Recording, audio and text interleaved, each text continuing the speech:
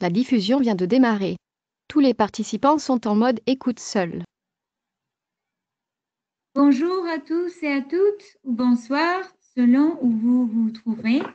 Au nom du Forum NBISAP, du programme de microfinancement du Fonds pour l'environnement mondial, ou GFSGP en anglais, du groupe de travail de la Commission mondiale sur les aires protégées de l'OICN et de la CDB. Je vous souhaite la bienvenue à notre série de webinaires intitulée Peuples autochtones, conservation de la biodiversité et changement climatique. Ceci est le premier webinaire de notre série composé de 4 parties. Ce webinaire portera sur le rôle de la communication interculturelle dans la protection des savoirs traditionnels. Je suis Alejandra Perot, coordinatrice et facilitatrice du webinaire. Je vous souhaite à tous et toutes la bienvenue à cette session. Un peu d'explication sur le contexte. La série ci-après offre aux boursiers autochtones du GFSGP et partenaires du GFSGP une plateforme leur permettant de partager leur expérience, leurs travaux et leurs stratégies de plaidoyer en matière de politique dans les domaines de la conservation communautaire, de la promotion de la diversité bioculturelle, de la communication interculturelle, des liens entre la conservation de la biodiversité et le changement climatique, ainsi que de la connaissance traditionnelle. Les discussions pendant le webinaire apporteront des contributions utiles aux questions abordées lors du sommet Nature-Culture, qui sera tenu lors de la COP 14 de la CDB en novembre prochain en Égypte. Les discussions porteront également sur la manière dont ces boursiers s'emploient à renforcer la capacité des femmes à comprendre les processus politiques qui les concernent. Chaque webinaire sera dirigé par un boursier autochtone du GFSGP en partenariat avec un praticien mondial ou un dirigeant actif dans le même domaine. Les webinaires aborderont une série de questions telles que font les femmes autochtones d'Amérique latine pour influencer la politique de protection et d'utilisation des connaissances traditionnelles, ou dans le contexte de la diversité bioculturelle, quel type d'indicateurs traitent du bien-être des peuples autochtones, ou comment les efforts de conservation mondiaux intègrent-ils davantage les droits des peuples autochtones et des communautés locales. Et la question d'aujourd'hui, quel type de stratégies de communication sont nécessaires pour mettre en évidence les pratiques des peuples autochtones en matière de protection de l'environnement face au changement climatique? Alors, l'objectif du webinaire d'aujourd'hui est de discuter l'expérience de la communication interculturelle et de l'utilisation de la radio communautaire et d'autres médias pour sensibiliser le public au rôle des femmes autochtones dans la gestion d'environnement en Afrique du Nord. Les panélistes expliqueront plus en détail comment les communautés s'adaptent au changement climatique en Afrique et comment le journalisme autochtone pourrait avoir un impact sur le développement des capacités et le positionnement des questions importantes pour les peuples autochtones, en particulier les femmes autochtones, dans les processus politiques internationaux. Maintenant, j'expliquerai les règles et dynamiques du webinaire. Les microphones seront mis en sourdine pendant la présentation. Cela réduit les interférences et facilite la communication. Nous aurons 35 minutes de présentation, suivies des questions et d'une discussion. Merci de nous envoyer vos questions à l'avance ou de lever la main dans le panneau de configuration de GoToWebinar. Si vous souhaitez parler et la connexion le permet, nous activerons vos téléphone pendant la session de questions et réponses. Nous voudrions rappeler à nos orateurs l'importance de parler lentement et clairement. Cela facilitera la compréhension de tous. Je vais maintenant vous présenter la modératrice pour ce webinaire, Badia Sahmi. Badia Sahmi est la coordinatrice nationale du programme de microfinancement du Fonds pour l'environnement mondial, GFSGP en anglais, FEM en français. Elle est au Maroc. Badia a plus de 15 ans d'expérience dans la conception et la mise en œuvre de projets environnementaux avec les communautés locales et la société civile. Avant de rejoindre le programme de microfinancement, Badia a été chargée du programme à Enda Maghreb, une ONG internationale spécialisée dans l'environnement et le développement durable. Elle est titulaire de plusieurs diplômes de master en coopération internationale du Centre d'études de l'aide humanitaire en Espagne, de la gestion des organisations de l'École des hautes études en gestion au Maroc et d'une autre en écologie et environnement de l'Université des sciences du Maroc. Bienvenue, Badia. Je vais désormais donner la parole maintenant à Badia afin d'introduire les différentes présentatrices et modérer la session. Merci, s'il vous plaît, Badia. Merci Alejandra pour cette introduction. À mon tour, je souhaite la bienvenue à tous les participants, toutes les participantes à ce webinaire qui traite du rôle de la communication interculturelle dans la protection des savoirs traditionnels. Nous prévoyons aujourd'hui deux présentations. La première portera sur la communication interculturelle et l'utilisation des radios communautaires pour le partage et la valorisation des pratiques culturelles, notamment les pratiques de gestion de l'eau et d'adaptation au changement climatique. Elle sera assurée par Madame Zahra Hussein, qui va partager avec nous son expérience personnelle dans ce domaine. Zahra est une boursière du programme de microfinancement du Fonds pour l'environnement mondial. Elle est originaire de la région de Rissani. C'est un milieu oisien du sud-est du Maroc. Elle est journaliste à la radio nationale Amazir, productrice et animatrice de plusieurs programmes radiophoniques en Amazir sur différents thèmes liés à la langue, la culture et l'environnement. Zahra a eu l'occasion de travailler de plus près avec les communautés oisiennes au Maroc pour identifier les pratiques traditionnelles de préservation de la biodiversité et de réduction des effets des changements climatiques, et aussi valoriser et partager ces pratiques avec le niveau national et international à travers les émissions qu'elle anime à la radio. Elle a reçu le prix de l'Institut royal de la culture Amazir en communication, et ce en 2016, pour ses différents programmes radiophoniques.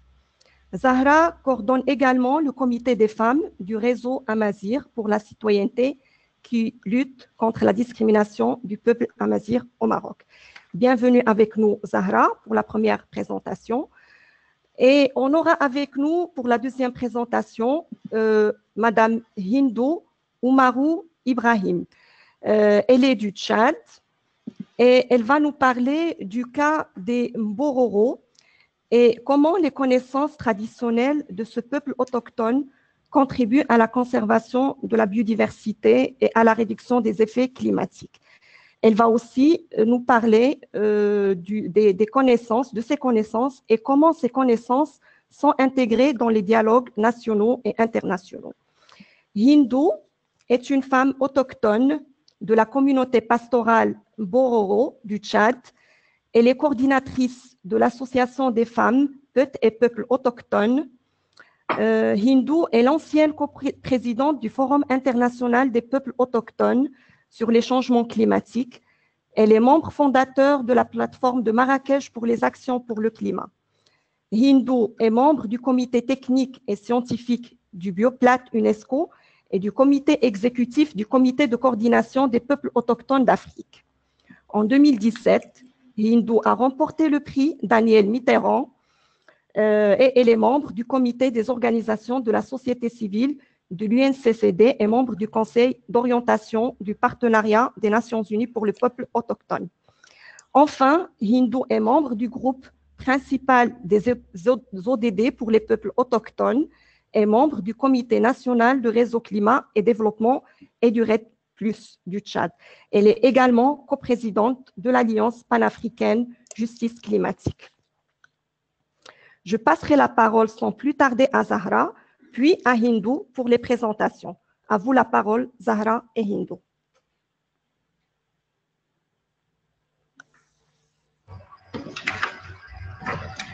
Bonjour Badia, bonjour Alejandra, bonjour Mario, bonjour Hindou, bonjour toutes et à tous.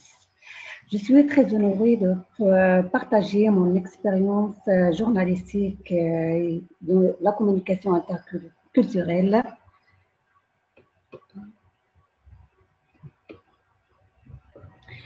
Ma présentation, le plan de ma présentation, c'est comme suit: aperçu sur la communication interculturelle, médias et diversité culturelle et linguistique, et mon expérience, la première expérience dans la radio nationale, deuxième expérience dans la radio associative et le rôle des radios, surtout dans le changement climatique et la biodiversité, et quelques recommandations et conclusions. Aperçu sur la communication interculturelle, définition.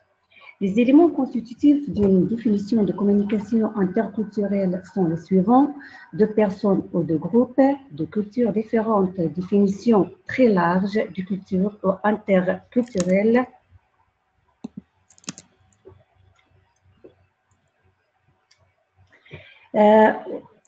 en interaction, négociant en commun. La quatrième composante de cette définition est particulièrement intéressante car elle souligne l'importance d'essayer non seulement de communiquer, mais également de se comprendre, ce qui est autrement plus complexe et difficile. Métaphore des icebergs. Elle est souvent utilisée pour parler de culture et pour mettre en relief la différence entre la partie visible et la partie invisible de l'iceberg, la seconde partie étant nettement plus importante que la première. Cette partie invisible joue un rôle central pour la stabilité de l'iceberg. Elle doit également être prise en compte par toute personne souhaitant naviguer autour de l'iceberg. Métaphore des icebergs. La partie visible, architecture, nourriture, comportement, institutions, art, etc., repose sur une partie invisible, bien plus importante, les valeurs, les normes, les croyances qui lui donnent un fondement et un sens. Pour parler de culture, les proportions seraient identiques. Bien entendu, les interactions de pouvoir, de dépendance, d'influence sont nombreuses et complexes, voire parfois contradictoires entre les deux parties de l'iceberg, et le contexte exerce lui aussi son influence, mais l'image reste très utile pour réfléchir aux relations importantes entre les diverses composantes d'une discussion sur la culture. Les valeurs culturelles. Lorsque l'on parle de communication interculturelle, on parle inéluctablement de valeurs culturelles qui sont la base de nos attitudes, comportements et fonctionnements que nous en soyons conscients ou pas, et que nous agissons en harmonie ou en contradiction avec les valeurs culturelles des groupes dont nous sommes membres.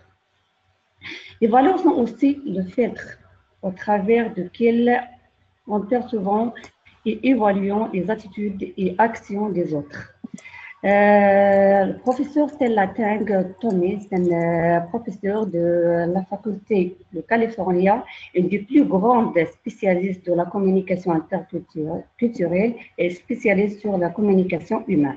Observe que les valeurs posent les critères qui définissent une communication appropriée avec d'autres et donnent aussi le ton émotionnel pour interpréter et évaluer le comportement de personnes étrangères à notre culture. La diversité culturelle. La diversité culturelle et le multilinguisme sont une caractéristique universelle partagée par la plupart des sociétés. Il est confirmé que leur traitement positif contribuerait contrairement à la stabilité sociale et politique, la promotion de la démocratie et la consolidation des valeurs de tolérance, de liberté et de justice, contrairement aux politiques d'exclusion unidimensionnelle. Le droit universel. Toutes les conventions internationales de droits de l'homme confient aux États la responsabilité de la gestion de la diversité culturelle et linguistique. Elle veille à ce que chacun ait le droit de s'exprimer, de créer, de publier ses œuvres dans la langue de son choix, notamment de sa langue maternelle. Elle estime que la langue est un mécanisme de développement de la culture locale qui revêt une grande importance pour la protection de l'identité culturelle. Cas de la culture amazigh au Maroc. Au Maroc, l'Amazigh est victime depuis des décennies de la perception monolithique de l'identité nationale et de la politique d'oblitération que l'État marocain a adoptée en considérant l'Amazigh une menace pour l'unité nationale et ses fondements. C'est ce que le mouvement amazigh et le mouvement démocratique ont essayé de changer. Le choix du Maroc de pluralisme linguistique et culturel dans son document constitutionnel de 2011 consiste un vrai progrès.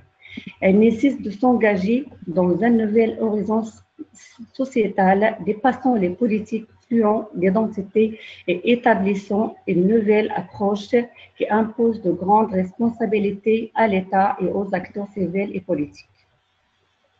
Médias et diversité culturelle et linguistique. Impact politique, culturel et social des médias. S'adressant à tous les groupes de la société avec ses divers influents et répondant aux besoins des citoyens en matière d'actualité, de divertissement et d'éducation. Elle est également censée promouvoir l'opinion publique nationale et renforcer les composantes nationales et les spécificités culturelles de toutes les composantes de la société. En raison de grands développements scientifiques et techniques, les médias ont pris actuellement de différentes formes et sont devenus un élément essentiel dans la vie des personnes. Elles sont utilisées dans la promotion des valeurs spirituelles et dans l'influence politique, culturelle et sociale. Elles jouent un rôle important dans le rapprochement des personnes, leur développement spirituel et leur activisme culturel et social. Médias et langues. Les médias ont un impact important sur le développement et la propagation des langues. Parmi les secteurs vitaux pour la protection et la promotion de la langue et de la culture, la langue donne également aux médias la possibilité d'assumer diverses fonctions sociales. La langue est l'un des principaux piliers de la radio, dans la télévision, le journalisme, le cinéma et le théâtre. Les langues ne sont pas des simples outils de communication, mais elles expriment également des aspects distinctifs de la compréhension et de passage entre les différents espaces et les différents peuples. En tant que vecteurs de valeurs et reflets des cultures de la vie sociale, elles sont essentielles à la formation de groupes de personnes. Présence de l'amazigh dans les médias marocains. Sur le 27 chaînes publiques, radio et TV, la langue amazigh est faiblement présente. Non-respect des chaînes, des cahiers de charges, surtout au niveau du taux de présence de la langue et de la culture amazigh. Une radio amazigh de 16 heures quotidiennes et une TV la 8e. La radio nationale amazigh, historique. Depuis sa première diffusion depuis 1938, plus de 60 ans, la radio amazigh a toujours été une source puissante d'information et de mobilisation pour un changement social. Elle était un point central de la vie de la communauté amazigh. 1938, 10 minutes hebdomadaires en Tachlhit. 1942, 30 minutes quotidiennes en Tachlhit. 1945, 60 minutes quotidiennes en Tachlhit. 1952, 60 minutes quotidiennes en Tachlhit et Tamazigh. 1955, 60 minutes quotidiennes en Tachlhit, Tamazigh et Tarifit. On part sur 3 tamazirs, ce sont des variantes de la langue amazigh au niveau national du Maroc. 1959, 1 heure pour chaque expression. 1962, 3 heures pour chaque expression. 2005, c'est 16 heures quotidiennes. Jusqu'à maintenant, on est 16 heures quotidiennes. Programmation. La radio amazigh a toujours opté pour une programmation généraliste et diversifiée destinée à un large public essentiellement d'expression amazigh et assure 16 heures d'antenne par jour, soit un total annuel de 5840 heures. Il a contribué à la protection de la langue, la culture et l'identité amazigh et de leur promotion. Chaque programme, de par sa nature journalistique et sa présentation, a réussi dans une certaine mesure à servir la langue et à préserver la mémoire. Perspective et développement. Après un processus d'évaluation de la programmation tant au niveau de la forme que de ce contenu, de profondes modifications ont été apportées à la structure de la grille. C'est pourquoi notre objectif est d'augmenter le volume horaire de diffusion en passant de 16 heures à 24 heures, mais également en procédant à une révision totale de contenu des émissions et une remise à niveau des ressources humaines de la station. Outre le strict respect des dispositions de cahier de charge, nous avons encouragé l'ensemble des équipes à toujours faire preuve d'imagination et d'innovation au niveau de toutes les étapes du processus de production des émissions. Objectif premier de cette opération, c'est répondre aux différentes attentes de nos publics partout où ils se trouvent, élargir le spectre de notre audience et faire de principe de la proximité le fil conducteur de notre démarche éditoriale. La radio associative ou bien la radio communautaire, c'est le nom international. Chez nous au Maroc, on parle sur les radios associatives. Il existe dans le monde plus de 20 000 stations de radio et plus de 2 milliards de récepteurs radio. L'idée selon laquelle la télévision ou toute autre forme sophistiquée de technologie de l'information va remplacer la radio n'a aucun fondement, d'autant que la radio est en constante évolution. Ces ondes atteignent quasiment l'ensemble de la planète. La radio communautaire s'inscrit dans un processus social qui associe les membres de la communauté à l'élaboration de la production et à la diffusion de programmes et leur permet ainsi de devenir les acteurs réels de leur destinée, qu'il s'agisse d'un problème aussi banal que la réconciliation avec ses voisins ou la participation à une campagne de sensibilisation de la communauté à l'utilisation de l'eau potable et à son assainissement et à l'élection de nouveaux dirigeants. L'essence de la radio communautaire. La radio communautaire, aussi radio associative chez nous au Maroc, qui est apparue en Amérique du Sud dans les années 50, elle permettait de communiquer au sujet de problèmes et de troubles sociaux locaux. Aujourd'hui, elle est considérée comme un moyen de communication populaire pour diffuser les informations locales dans de nombreux pays du monde et progressivement introduite dans les pays d'Afrique du Nord et du Moyen-Orient. À la liberté d'expression n'est pas toujours inévitable. Les radios associatives au Maroc. Longtemps soumis au monopole de l'État, le secteur de communication audiovisuelle marocain s'ouvre progressivement depuis le début des années 2000. En 2002, le feu vert a été donné à la fondation d'un organisme de réglementation audiovisuelle, la Haute Autorité de la communication audiovisuelle, et à la création des chaînes de radio publiques et privées. Mais le secteur reste d'une ampleur très limitée, même si la radio communautaire est tolérée, il n'est pas encore possible de diffuser ce programme sur la bande FM. Le web radio, et je sors, elle est fruit d'un processus de concertation de 2 ans sur le secteur audiovisuel marocain, financé par l'Union européenne. Elle a permis d'identifier une lacune dans la législation du pays en moitié de communication audiovisuelle et autorise depuis 2005 les radios commerciales publiques et privées, mais ne reconnaît toujours pas l'existence des radios communautaires.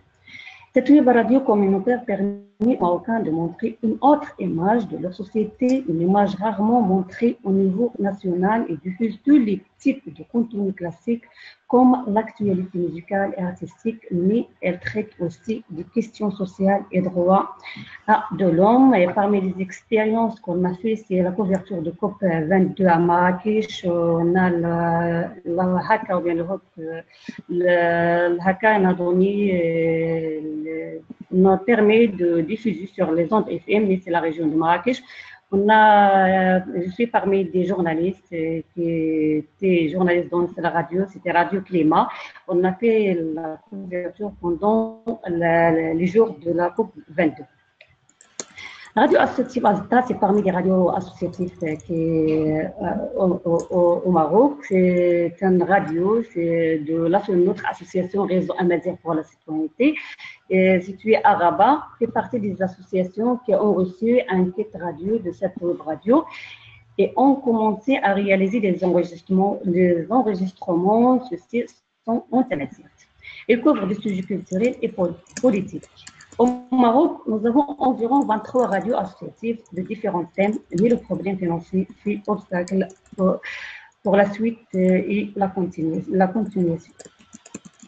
Le rôle des radios communautaires dans la sensibilisation du changement climatique et la conservation de la biodiversité.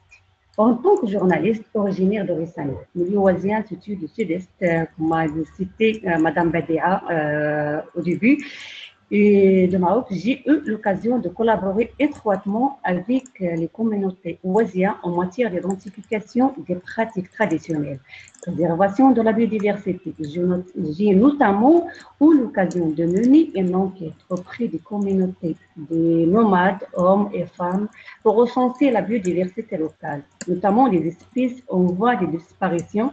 Cette enquête a également permis de recenser les pratiques traditionnelles des nomades en matière de gestion durable de la biodiversité et de résilience climatique, la transmanche, la loi coutumière organisant la transmanche et la vie des nomades, festivals locaux, langues locales. J'ai également réalisé des émissions sur les khtarat. La khtarat, c'est un type d'irrigation chez nous, qui se trouve dans la région, des régions sud-est de Maroc, la région sud de Maroc aussi. Traditionnel, c'est un système d'irrigation traditionnel au milieu oisien et comment cette pratique traditionnelle transmise depuis des générations et gérée par le Jma'a.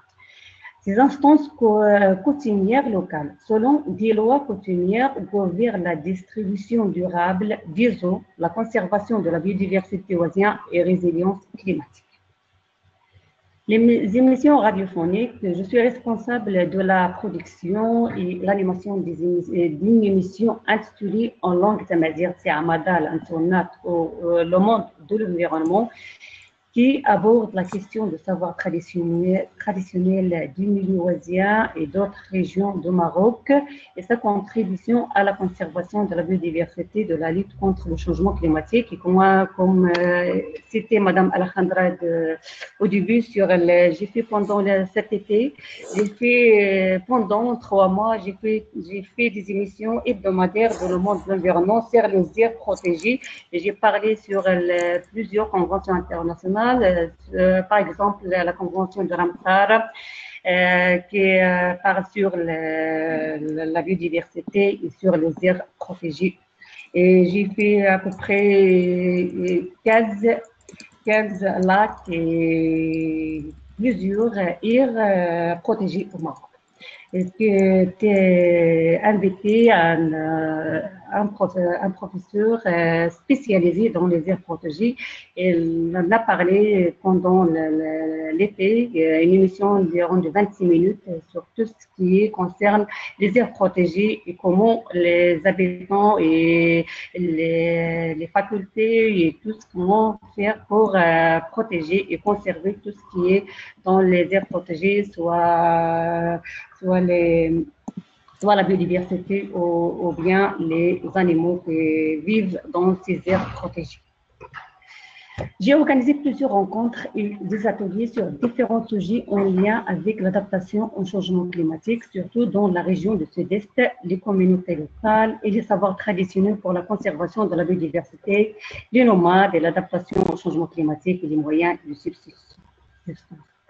Je suis en train de collecter des données pour la production d'un document d'information sur la gestion et la répartition de l'eau et savoir-faire chez les peuples autochtones amazirs. Comment conserver la biodiversité et ses territoires. Les lois de la gestion des ressources hydriques, toutes ces informations, tout ça, je suis en train de préparer un documentaire avec parmi des activités que je fais dans la bourse, je suis bénéficiaire. Quelques recommandations. Sensibiliser la communauté internationale à soutenir les efforts de l'UNESCO et d'autres agences et organismes des Nations Unies œuvrant dans le domaine des droits culturels à développer l'arsenal des droits de l'homme afin de respecter le multiculturalisme et le développement d'expressions et de manifestations culturelles différentes et de les protéger de la menace terroriste de la fermeture intellectuelle. Mobilisation et renforcement des capacités des acteurs et renforcement de leurs compétences en matière de la diversité culturelle et linguistique. Nécessité d'achever des études scientifiques spécialisées dans les différents secteurs concernés afin d'identifier les données, la demande et les besoins dans chaque secteur et domaine. Réalisation des émissions radiophoniques et télévision en langue amazigh sur la protection de l'environnement, le changement climatique à travers les médias, comment on peut arriver à influencer les peuples à agir dans le sens de respect de l'environnement et des ressources naturelles et de lutter contre la dégradation causée par les déchets industriels. Renforcer la place de la culture amazigh dans les programmes et les projets de l'État au Maroc et à l'étranger et à assurer une place décente dans la diplomatie culturelle et le rayonnement culturel mondial. Accélérer la promulgation de la loi régissant la formalisation de Tamazight de la loi de Conseil supérieur des langues et des cultures. Profiter de la régionalisation avancée pour promouvoir les médias régionaux. Améliorer le financement des radios communautaires, la reconnaissance juridique des radios associatives au Maroc, plaider pour l'intégration de la radio communautaire dans la législation marocaine relative aux communications audiovisuelles. Conclusion. La radio est le moyen de communication le plus utilisé. Elle est encore dit moyen de communication moins cher et accessible à tous. Aujourd'hui, la radio communautaire est comprise comme étant un facteur important de développement et de démocratie. C'est là où réside le rôle de la communication interculturelle, notamment à travers les radios communautaires pour partager les connaissances des communautés locales, les valoriser, les intégrer dans le dialogue politique. Pour mieux en profiter au Maroc, on a besoin de la volonté politique, la législation adaptée, le renforcement de capacités, le financement. Merci, merci pour votre attention, mais quelques images de quelques activités que j'ai fait dans des images.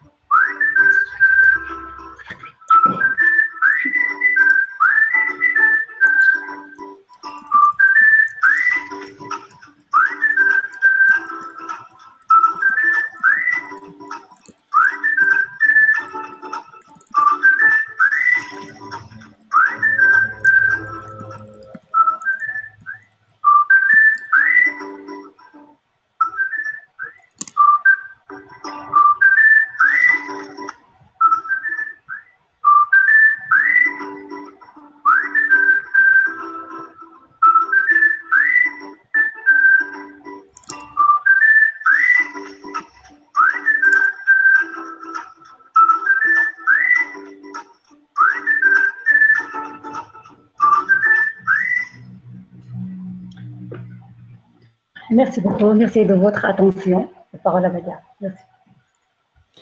Merci Zahra pour cette présentation. Nous allons passer directement à la présentation à la deuxième présentation. Hindou, à vous la parole.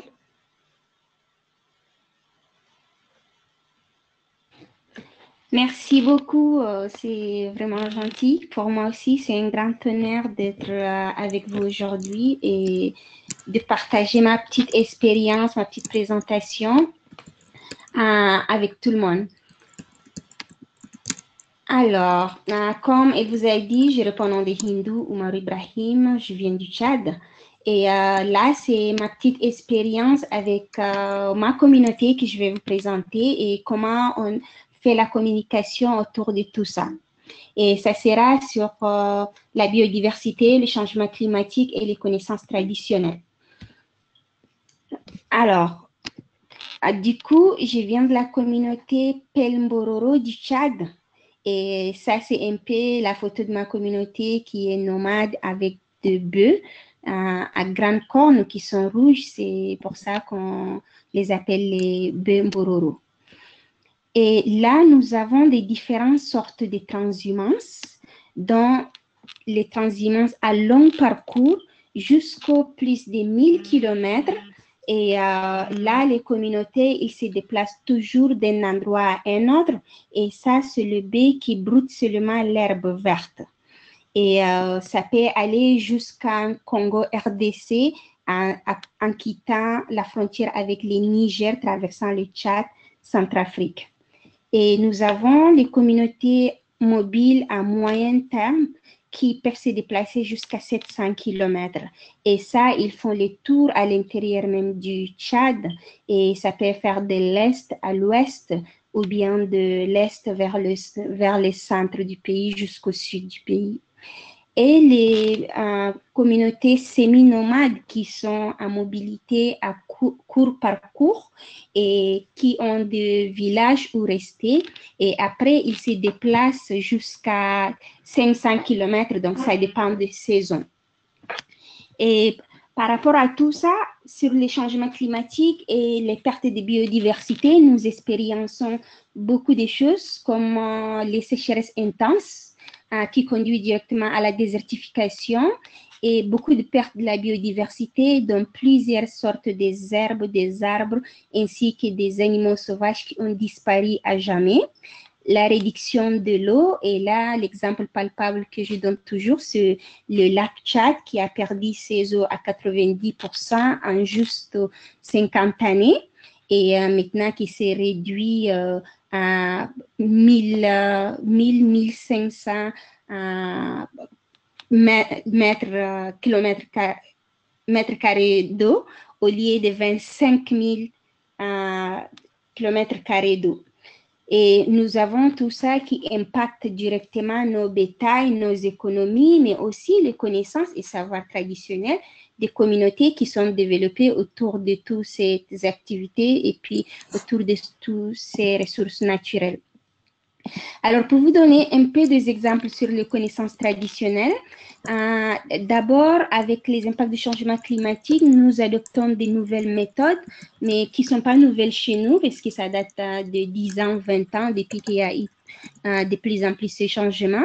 Nous avons les utilisations des pâturages intenses à très courte période, où les communautés peuvent rester 2 jours dans un endroit très intensement, et puis après, ils partent. Et là, ça permet, les bousses des vaches permet de régénérer les ressources naturelles au moment de la saison quand on revient dans cet endroit. Et la division de bétail, dont on garde juste les vaches laitières autour de la communauté et ils prennent les grands troupeaux pour partir avec très loin là où il y a plus de végétation et ainsi que la division des petits ruminants qui peuvent détruire plus les écosystèmes et les autres qui peuvent le maintenir. Et la diversification des animaux, on essaie maintenant d'avoir des bœufs, des chameaux, des chèvres et là, ça nous permet de diversifier et d'avoir cet équilibre environnemental et animal. Et nous avons développé par rapport à ça des connaissances sur le temps, donc c'est des connaissances météorologiques. Et nous essayons de faire des prédictions météorologiques qui nous permettent à nous adapter au changement climatique en observant certains arbres, certains fruits. Donc, je vous donne un exemple ici. Il y a un certain arbre qui est comme un cocotier, mais qui n'est pas un cocotier exactement. Je ne connais pas les noms en français. Alors, on prend les fruits de cet arbre, on les casse, et ça, c'est à la fin de la saison de pluie. Et si le liquide qui contient à l'intérieur de ces fruits est abondant, on sait que l'année prochaine, la saison de pluie sera aussi abondante. Et si le liquide n'est pas abondant, on sait que la saison ne sera pas bonne. Donc, cela nous permet de faire des prévisions météorologiques pour notre adaptation de chaque saison. Mais pas seulement sur un seul indicateur, mais nous avons aussi l'abondance de certaines productions de lézards, les changements de direction de vent, les positions des nuages ou des astres. Alors, on essaie de combiner toutes ces connaissances ensemble et ça nous donne une prédiction plus ou moins pour notre adaptation. Mais on trouve que ces prévisions météorologiques basées sur les connaissances traditionnelles sont plutôt plus proches de la réalité que les connaissances genre météorologiques, scientifiques qu'on donne, il va pleuvoir, il ne va pas pleuvoir, ou bien les millimètres de l'eau qu'il prévoit pour l'année. Et si on prend toutes ces connaissances, je vous donne l'exemple ici de la communauté nomade à 100% autour du lac Tchad. On essaie de les poser sur notre calendrier linéaire. Si vous voyez autour du cercle, c'est vrai, on est en janvier, février jusqu'en décembre, mais ces mois, ils bougent. Parce que pour nous, on n'a pas 4 saisons autour du lac, mais on a 5 saisons. Mais bien sûr, quand on descend vers le sud, les communautés ont 7 saisons. Et parmi ces saisons, on a des indicateurs qui nous permettent de savoir si une saison sort, si une autre va entrer, et si cette saison qui va arriver sera chaude ou bien froide, ou bien elle va être avec des pluies abondantes ou pas. Et là, si vous voyez sur les cercles, on a un indicateur sur Ndungu. Ndungu, ça veut dire la saison de pluie. Rumi, c'est la saison de pluie est entrée. Et là, les indicateurs, ça veut dire que les vaches, elles tapent leurs oreilles et elles se couchent en levant leur tête vers le sud. Alors là, on sait exactement, même si on tourne les vaches, elles ne vont pas se tourner. Elles vont mettre leur tête exactement la position dont elles sentent l'arrivée de la saison. Et là, on sait très bien, il faudrait qu'on sorte du lac parce que la saison de pluie arrive. Et ainsi de suite, si vous voyez, sur chaque saison, on a juste les indicateurs, ça c'est sur les animaux. Mais il y a plusieurs indicateurs qui sont aussi sur les arbres, sur les herbes, sur les oiseaux, sur la direction du vent, sur la position astrale et qui nous permet de prédire la protection, l'adaptation au changement climatique, mais aussi pour nous, c'est une manière de protéger durablement notre environnement et de lutter contre les changements climatiques. Alors, dans toutes ces connaissances, nous avons aussi les connaissances des femmes qui sont très, très importantes là-dedans. Alors, les femmes ont des connaissances plutôt dans les détails que les hommes. Et elles peuvent prédire par rapport à l'observation des insectes, à l'observation de l'eau, ou bien de la quantité de leur lait, ou bien du comportement des animaux. Et c'est ça qui est très important pour nous, parce qu'on ne peut pas se baser sur le grand repère seulement et ne pas ajouter les connaissances particulières des femmes qui sont très importantes là-dessus. Mais comment pouvoir communiquer toutes ces connaissances pour pouvoir les mettre dans des politiques au niveau national, mais aussi au niveau international? Alors, pour mieux les communiquer, nous, on a utilisé la cartographie participative à 3 dimensions. Et comme stratégie de communication, on a essayé de développer cette carte avec des communautés et ce qui nous permet de mettre les hommes, les femmes, les jeunes et n'empêche, ils sont allés à l'école ou pas, ça ne change rien. Ils parlent une langue majoritaire, français, arabe ou c'est pas une autre langue, ça ne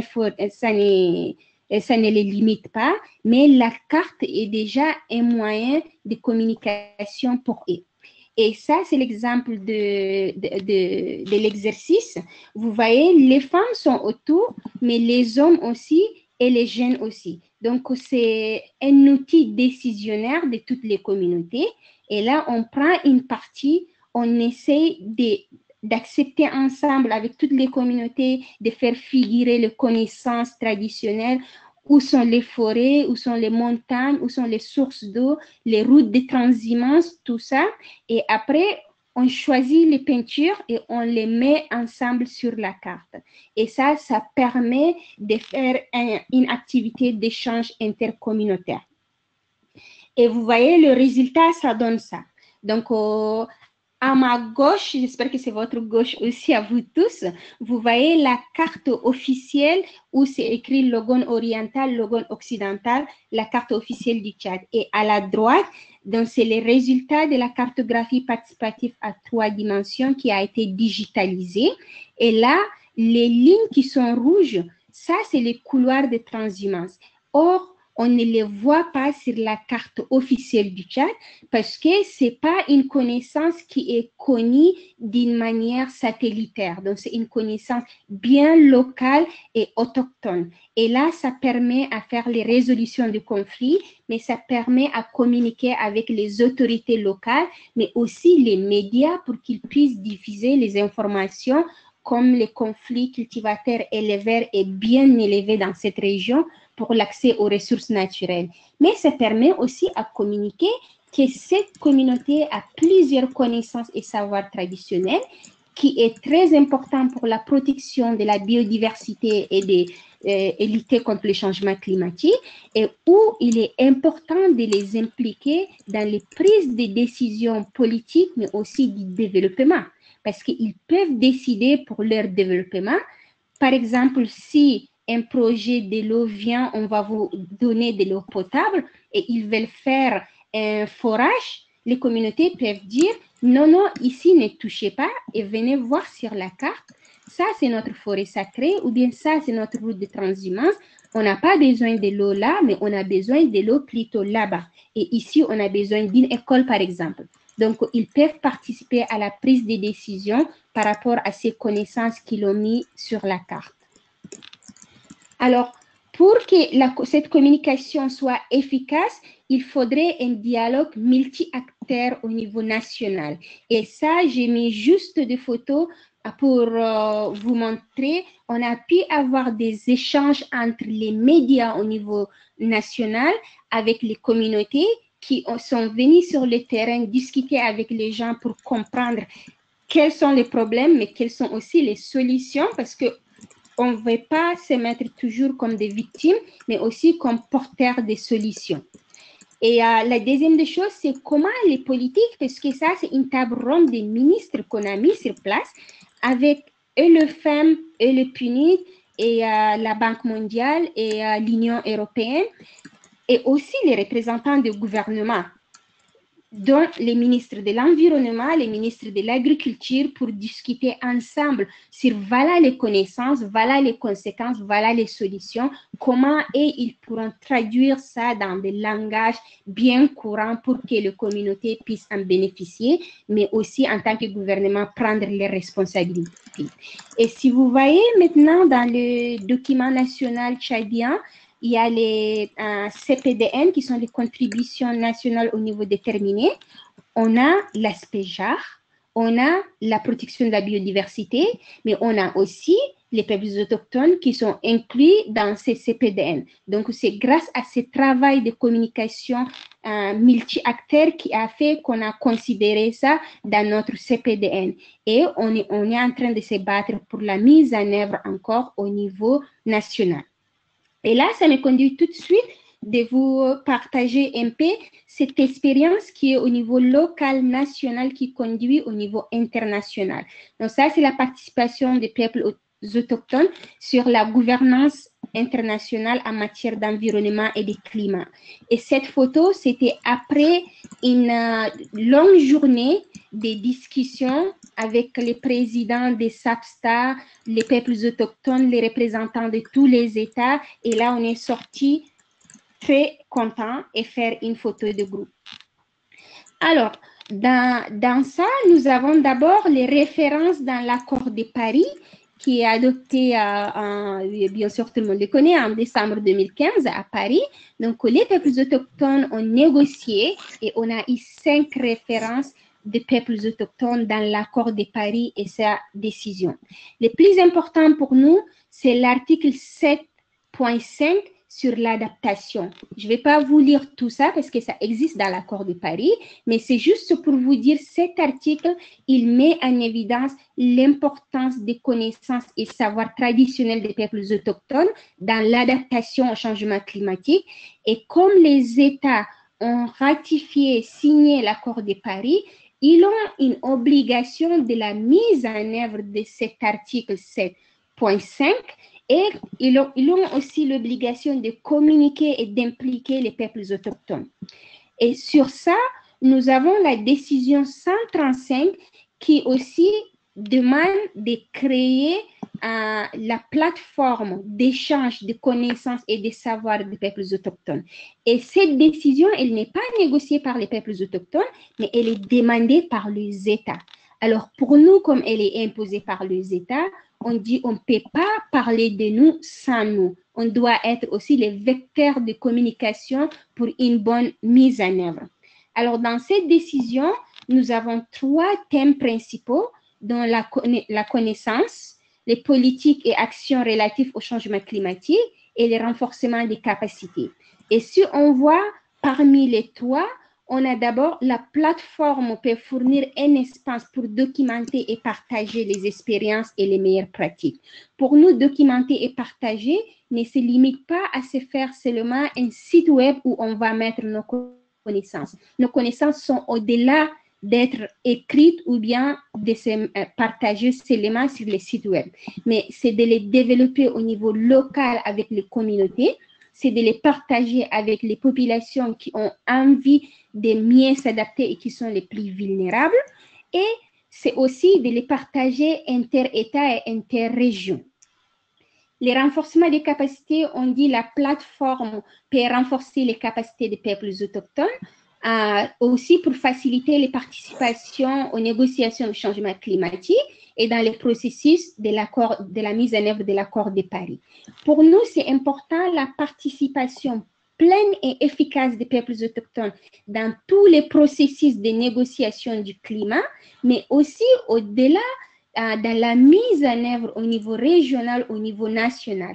Mais ce renforcement des capacités, ce n'est pas seulement pour les peuples autochtones, mais aussi par les peuples autochtones, pour les États et pour d'autres acteurs qui ne nous connaissent pas et qui connaissent l'importance des rôles qu'on joue pour la mise en œuvre de l'accord de Paris et des solutions. Et les derniers, c'est pour les politiques et actions relatives au changement climatique. On dit la plateforme peut faciliter l'intégration des divers systèmes de connaissances pratiques et innovations, ainsi que la participation des peuples autochtones et des communautés locales aux actions et aux programmes pertinents. Alors pour nous, ici, les systèmes de connaissances sont divers.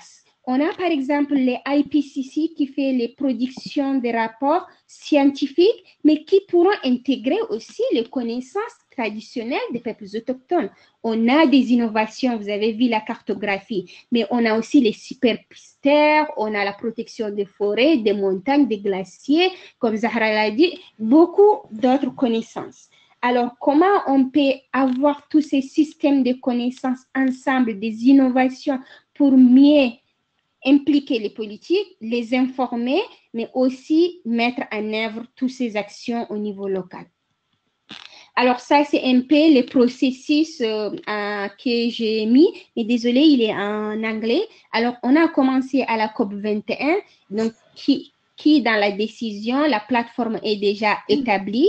Et à la COP22 à Marrakech, on a eu pour la première fois une décision où les peuples autochtones et les États sont assis ensemble dans une table de négociation.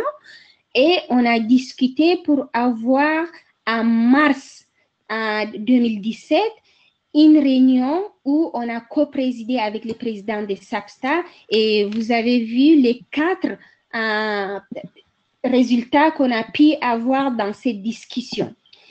Et après, on était revenu à Bonn pendant les SAPSTA 46 pour avoir un dialogue multi-acteurs. Et ce dialogue était très important pour nous parce que pour la première fois, on a eu au niveau de la CNUC la participation de tout le monde sur la même table où on avait discuté tous ensemble.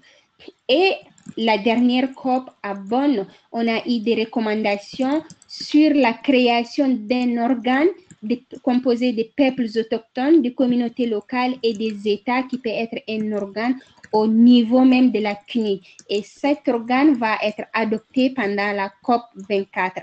Mais pour nous, les liens du changement climatique sont liés aussi avec la biodiversité parce qu'en tant que peuples autochtones, on ne peut pas parler des connaissances, savoir des peuples autochtones sur l'environnement et diviser la biodiversité, la désertification, le changement climatique. La synergie des 3 conventions de Rio est très importante pour mieux maintenir, conserver et promouvoir les peuples autochtones. Et pour ces faits, il faudrait aussi le respect de nos droits, la reconnaissance de nos connaissances et savoirs traditionnels et la reconnaissance même des peuples autochtones. Et je vous remercie. Je remercie nos 2 intervenantes, Zahra et Hindou, pour ces présentations intéressantes. Si Hindou a bien mis l'accent sur l'importance des connaissances traditionnelles que détient le peuple autochtone de Mbororo et sur l'importance des outils communautaires comme la cartographie 3D et la communication multi-acteurs pour valoriser ces connaissances, Zahra, quant à elle, a démontré à travers sa présentation le rôle que peut jouer les radios communautaires et la communication interculturelle pour la valorisation et pour le plaidoyer pour une plus forte reconnaissance de ces pratiques. Alors, ces 2 présentations suscitent chez moi quelques questions avant d'ouvrir le débat et les questions à l'ensemble des participants. Je voudrais commencer par Zahra. Zahra, vous êtes journaliste et aussi militante associative. Comment, selon vous, est-il possible de renforcer davantage le rôle de la communication interculturelle pour la protection des connaissances autochtones? Oui, merci. Merci Madame Badia, merci Madame Hindourif pour sa présentation qui est très importante.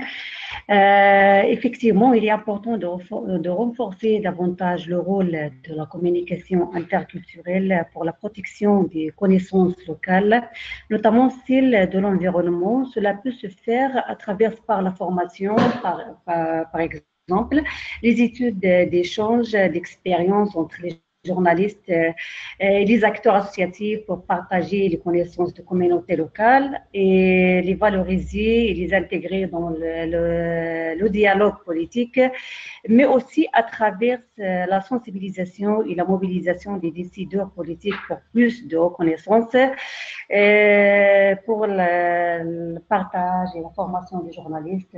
J'ai déjà fait à Rabat, c'était une formation qui était participée par environ de 30 journalistes qui représentent les différents médias.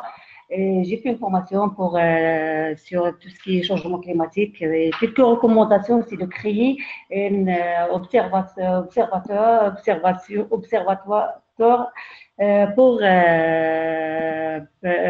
pour améliorer les journalistes qui sont travaillés dans le domaine de l'environnement et le changement climatique et la biodiversité.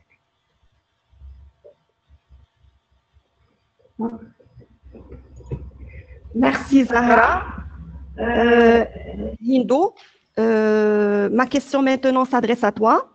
Vous êtes femme autochtone, vous êtes aussi coordinatrice de l'Association des femmes. J'aimerais bien savoir quels sont les défis que vous rencontriez pour l'intégration des connaissances traditionnelles dans les dialogues politiques.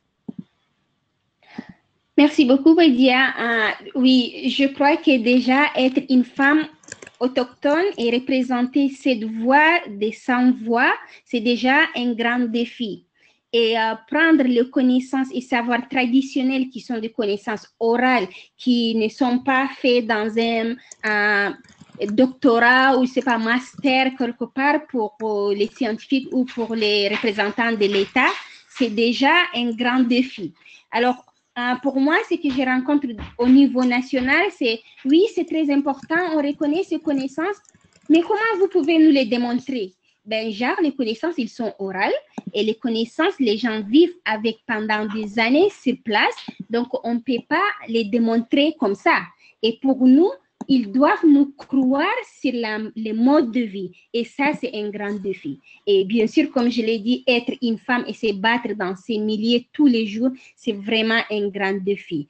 Et au niveau international, être de groupe d'observateurs, on n'est pas un État, on ne peut pas être représenté dans toutes les négociations. On essaie d'imposer sur les négociations qui nous concernent, mais on est obligé de passer toujours à travers d'autres organisations, ou bien de l'ONU, ou bien à travers le média, ou bien à travers les représentants des États pour faire valoir nos droits. Et ça, c'est vraiment fatigant des fois et c'est des grands défis. Mais ça ne va pas nous laisser indifférents. On ne va pas laisser ça. On va toujours se battre pour que les voix de ces communautés soient écoutées et pour que les connaissances traditionnelles soient reconnues et intégrées dans les solutions d'adaptation, d'atténuation et de la conservation de la biodiversité. Merci Hindo. Justement, pensez-vous que la communication interculturelle vous a aidé ou bien elle peut vous aider à relever ces défis? Et si oui, est-ce que vous pouvez nous donner juste quelques exemples, quelques éléments? Oui, je crois que la communication interculturelle est très importante pour relever ces défis. Déjà, on a les connaissances scientifiques. Nous, ce qu'on fait au Tchad, je vous donne l'exemple, on essaie de travailler avec les météorologues. Et les météorologues sont des scientifiques d'une culture différente qui sont allés à l'école et qui croient à 1 + 1 = 2. Au fait, ils veulent toujours montrer palpablement ce qui se passe. Et ce qu'on a fait, on a pris quelques météorologues. On les a dit, venez avec nous dans les communautés. On les a amenés dans les communautés. On a dit juste restez comme ça, vivez avec nous et vous allez vous faire des amis. Ils étaient, mais bon, ok, d'accord. Et là, c'est une communauté nomade. Et tout de suite, c'était la saison des pluies. Il n'y avait pas de nuages. Les communautés ont commencé à ramasser les effets. Ils ont commencé à mettre des plastiques sur les huttes pour ne pas que la pluie pénètre les effets. Et là, les météorologues étaient là, mais qu'est-ce qu'il y a? Il ne va même pas pleuvoir. Eh bien, ils ont dit, si, il va pleuvoir. 5 minutes plus tard, il a commencé à pleuvoir, mais énormément. Et là, les météorologues ont commencé à courir pour se trouver l'abri. Et du coup, après ça, on a commencé à discuter. Et ils ont commencé à nous croire. Et ça nous a permis de relever les défis.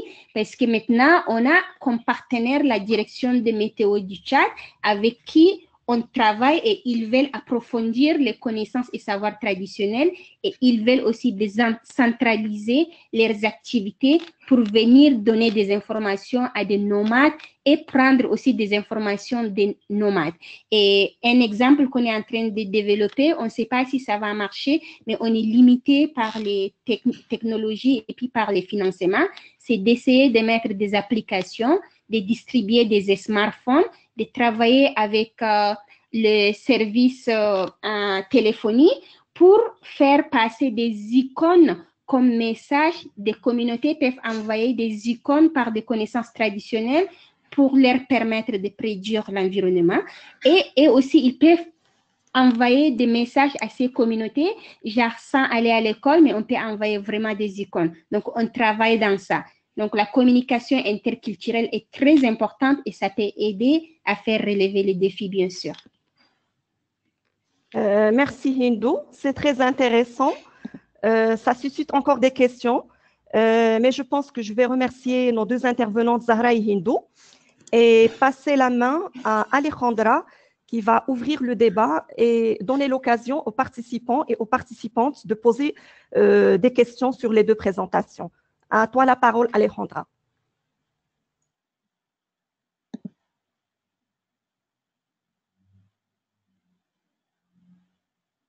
Merci, excusez-moi, j'ai oublié de, de mettre mon bouton.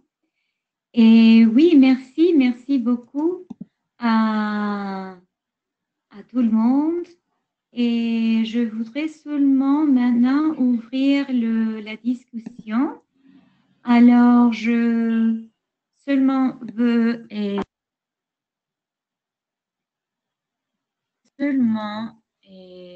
remercier Abadia et Zahra et Hindou. Et après, je voudrais seulement à tout le monde, si vous veuillez le panneau de contrôle de la plateforme GoToWebinar, vous pouvez ou écrire votre question ou commentaire, ou vous pouvez appuyer sur le bouton « Lever la main » pour participer à la session et pour parler directement. Alors, nous vous encourageons fortement à poser des questions. Ça, c'est un privilège d'avoir Abadia, Zahra et Hindou ici avec nous. Alors, n'hésitez pas et tout le monde apprendre les uns des autres. Alors, et maintenant, je regarde les questions. Et il y a une question. En Afrique, il y a combien de stations radio? Ça, c'est une question. Je crois que peut-être Zahra peut répondre. Merci Alejandra, merci Badia encore fois pour le nombre exact, mais il y a plusieurs radios et je pense que c'est la première expérience de la radio communautaire, c'était commencé dans les pays de Sénégal et d'autres pays qui sont fait la première expérience des radios communautaires, mais le nombre exact, je n'ai pas le nombre exactement dans l'Afrique, mais il y a plusieurs radios communautaires en Afrique, sur différents thèmes. Parfait. Et nous avons une autre. Ah non, peut-être il y a quelques autres problèmes avec eux. Ça, c'est pas une question. Est-ce qu'il y a des autres questions, des autres commentaires pour Hindou, pour... Alejandra, we have Muminata. Elle est en train de lever la main. Je pense qu'on peut lui donner la parole. Ah, je n'ai pas vu la main. Moi. Muminata, est-ce que vous nous entendez ou pas? Parce que je crois que votre micro ne marche pas. Si, ça y est, parfait, on vous entend. Allô? Parfait. Vous m'entendez? Ok, d'accord. Bonjour à tout le monde et merci aux deux présentatrices pour les présentations édifiantes. Je suis Mouminata Compaoré du Burkina Faso. Donc, ma question va plus s'adresser à Hindou parce que moi, je suis juriste spécialisée en droit et politique de l'environnement. J'ai un peu interrogé la législation burkinabé concernant les droits des communautés. Nous n'avons pas de communautés autochtones ici, c'est des communautés locales sur les ressources génétiques et dans la protection de la diversité biologique. J'ai cette expérience dans sa communauté concernant un inventaire de ses connaissances traditionnelles. Parce que pour la promotion aussi, je pense que l'inventaire est un peu important. pour la pérennisation. Voilà, et moi, je travaille sur ça, sur les connaissances traditionnelles dans l'adaptation au changement climatique au Burkina Faso. Le problème, souvent, c'est ça, c'est des connaissances qu'on a perdues, qu'on n'a pas pu conserver, ou d'où l'urgence en fait de l'inventaire. Maintenant, je ne sais pas, est-ce qu'elle a une expérience, ils ont fait quelque chose comme ça, est-ce qu'elle peut partager ça et comment ils l'ont fait? Merci.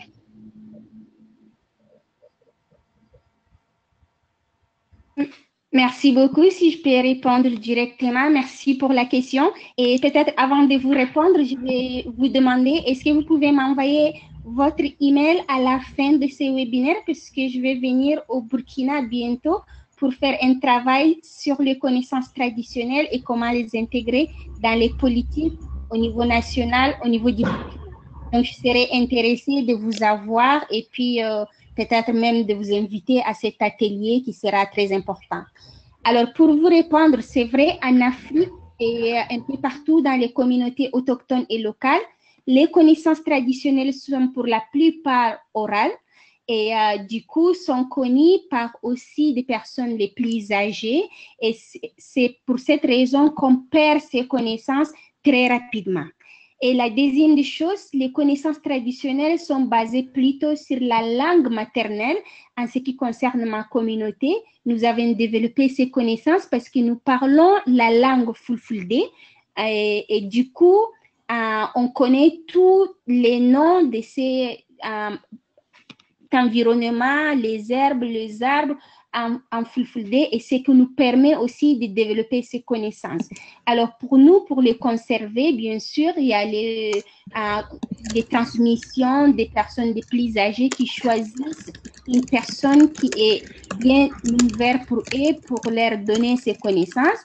Mais on utilise la cartographie participative à 3 dimensions et on utilise aussi un enregistreur de connaissances et savoirs traditionnels comme les petits exemples de ces calendriers que je vous ai montrés, mais ça c'est juste un tout petit exemple. Donc on essaie de documenter ces connaissances, mais en les documentant, on discute toujours avec les communautés.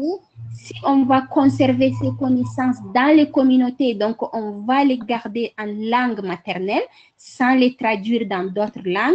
Et ça, c'est pour les droits de propriété intellectuelle de ces communautés. Et s'ils veulent partager ça avec d'autres, on peut les traduire dans d'autres langues, français, anglais ou arabe ou d'autres langues pour les partager. Alors, du coup, cela nous permet de sauvegarder les connaissances, de les transmettre, mais aussi d'avoir la participation de cette communauté pour lutter contre le changement climatique.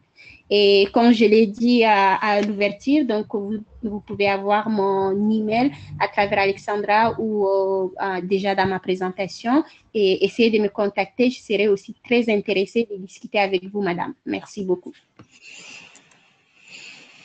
Merci. Merci. Nous avons une nouvelle question. Nous avons une nouvelle question de Nicolas. Les savoirs traditionnels sont par définition locaux. Comment pourrions-nous donc, d'une pratique locale réussie, de prise en compte des savoirs traditionnels dans la prise de décision relative à la préservation de la biodiversité? Je vais reformuler la question parce qu'elle n'est pas très claire. Alors, la question de Nicolas est de savoir comment nous pourrions donner l'exemple d'une pratique locale réussie de prise en compte du savoir traditionnel dans la prise de décision relative à la préservation de la biodiversité. Alors, Hindo ou Zahra, si vous avez un exemple de pratique traditionnelle réussie, intégrée dans la prise de décision relative à la préservation de la biodiversité, veuillez s'il vous plaît la partager avec les participants et les participantes. Merci.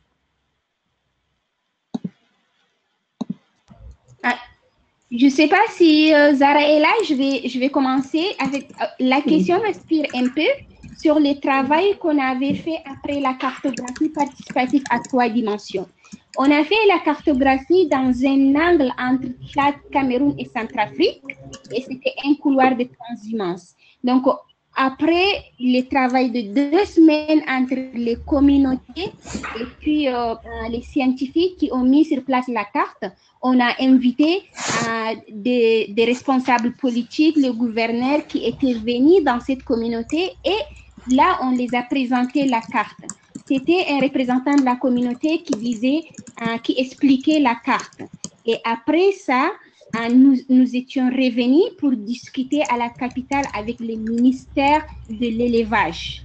Et après cette discussion, le ministère de l'élevage a pris la décision de faire réouvrir les couloirs de transhumance. Et c'est une décision officielle de 60 000 kilomètres à réouvrir pour essayer de délimiter les parcours de transhumance, les zones de champs, les zones urbaines, et puis pour faire la gestion durable des ressources naturelles. Et ils ont dit, si une organisation comme AFPAC a pu donner un exemple sur comment utiliser ces connaissances traditionnelles en réouvrant les couloirs de transhumance, ça peut aider à résoudre des conflits et à gérer les ressources naturelles. Et en tant que gouvernement, ils vont le faire. Et là, c'était pour nous un grand pas de prise en compte de ces décisions. La deuxième des choses est aussi sur les discussions sur les connaissances et savoirs traditionnels dont j'ai dit dans ma présentation, le Tchad a pris dans son CPDN la gestion de la biodiversité, le JAR, et on est en train de discuter avec les ministères de l'environnement sur l'importance des connaissances et savoirs traditionnels. Et ça, c'est pour aussi protéger les réserves de biosphère du lac Tchad et basé sur ces connaissances traditionnelles. Et je crois que c'est des exemples qui peuvent être positifs sur l'utilisation des connaissances traditionnelles et la préservation durable de notre environnement. Mais bien que ce n'est pas suffisant pour nous, ils peuvent faire beaucoup mieux s'ils veulent considérer les connaissances traditionnelles et ça va leur coûter moins cher parce que c'est des connaissances qui sont au niveau local. On n'a pas besoin de transférer cette technologie et c'est une connaissance acceptée et comprise par toutes les communautés au niveau local. Merci, Hindou. Nous avons Néhémie qui veut prendre la parole. Donc, la parole. Oui, bonjour, madame. Allô? Oui, on vous entend. Allez-y, posez votre question. Oui, je suis le docteur Bassakitele du Cameroun. Et ma question s'adresse à la première présentatrice du Maroc. Et j'aimerais savoir si le Maroc est membre signataire du protocole de Nagoya. Et si c'est le cas, qu'est-ce que le pays a fait donc pour qu'il y ait une loi? Est-ce qu'il existe déjà une loi relative à ce protocole donc pour la protection donc, des savoirs traditionnels donc des communautés? Merci. Merci beaucoup pour votre question. Au Maroc, il n'était pas encore ratifié le protocole de Nagoya, mais il était ratifié au niveau national. Il a préparé une loi sur les connaissances traditionnelles. Il était maintenant dans le gouvernement pour discuter, de passer sur les 2 chambres de parlement pour discuter la loi et au train que cette loi ait été terminée, va publier. Jusqu'à maintenant, il a un projet de loi, mais il n'est pas encore une loi, c'est un projet de loi des connaissances traditionnelles. Okay, merci.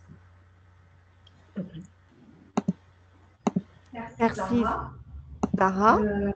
J'incite les participants à poser d'autres questions. S'il n'y a pas d'autres questions, on peut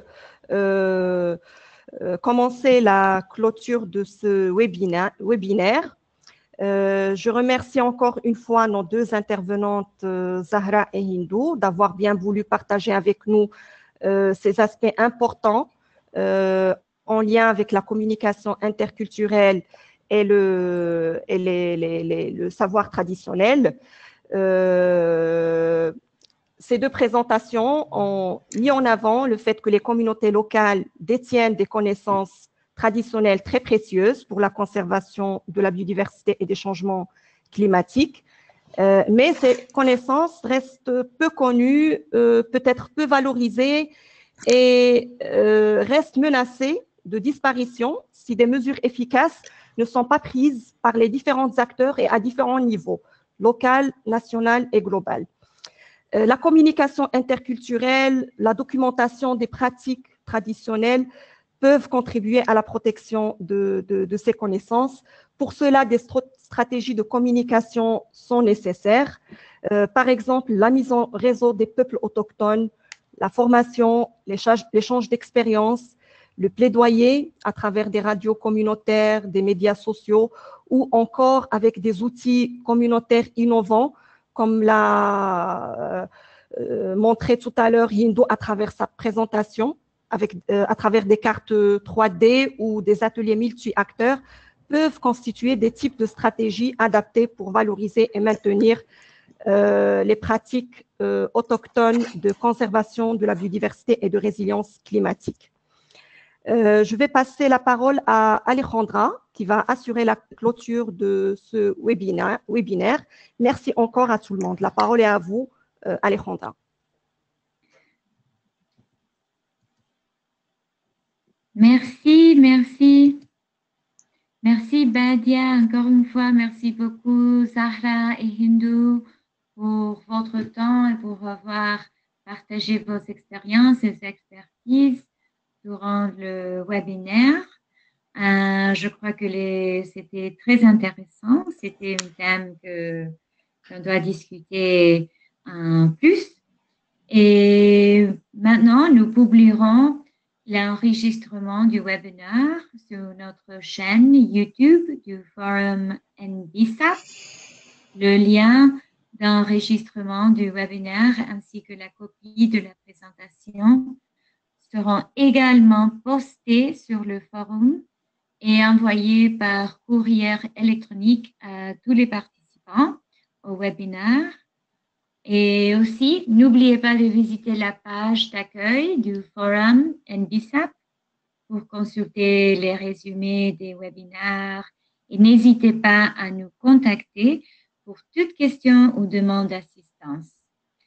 Et nous espérons que vous avez apprécié cette session et nous attendons avec impatience votre participation pendant les autres webinaires. Et nous espérons que vous vous joindrez à nous pour les prochaines sessions et qu'il y a une autre maintenant pendant 1 heure et sur les indicateurs biculturels et aussi jeudi, le 25 octobre, sur la conservation et communautaire et aussi la femme autochtone en Amérique latine. Et alors, j'espère, et la protection de la connaissance traditionnelle. Alors, j'espère que nous pouvons vous revoir et pendant les autres. Merci beaucoup à tout le monde. Merci encore à Badia, à Zahra et à Hindu pour votre temps. Merci et au revoir.